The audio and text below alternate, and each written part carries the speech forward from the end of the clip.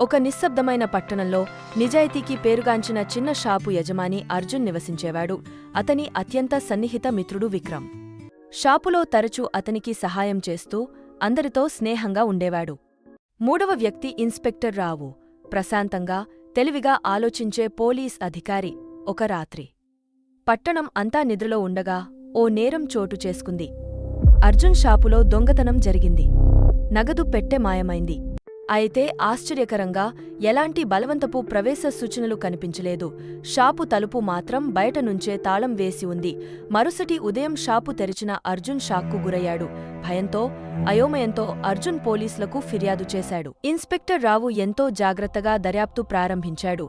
ఒక ముఖ్యమైన విషయం ఆయన గమనించాడు. షాపుకు తాళాలు ఉన్నవారు ఇద్దరే. ఆ రాత్రి అర్జున్ ఇంట్లోనే ఉన్నాడని అతని కుటుంబం ధృవీకరించింది. విచారణలో విక్రమ్ నిశ్చయంగా తాను నిద్రలోనే ఉన్నానని చెప్పాడు. కాని ఆ మాటలో ఏదో తేడా ఉందని ఇన్స్పెక్టర్ రావు గ్రహించాడు. విక్రమ్ షూస్పై తాజా మట్టిచురువు కనిపించింది.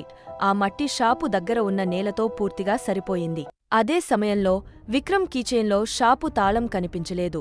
ఆధారాలు ఎదురుపడగానే విక్రమ్ కూలిపోయి నిజం ఒప్పుకున్నాడు. లోభం అతన్ని అంధుడిని చేసింది.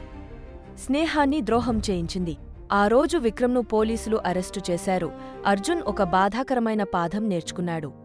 మనమంతగా నమ్మే వాళ్ల చేతిలోనే అత్యంత ప్రమాదకరమైన నేరాలు జరుగుతాయి.